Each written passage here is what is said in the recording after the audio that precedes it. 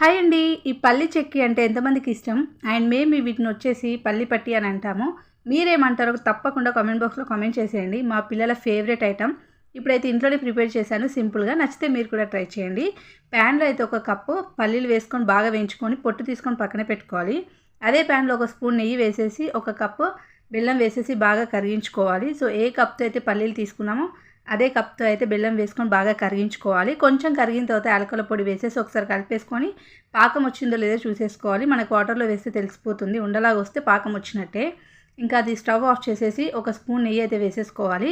వేసేసుకొని ఒకసారి కలిపేసుకొని మనం వేయించుకున్న పల్లీలు అయితే వేసి బాగా మిక్స్ చేసుకోవాలి.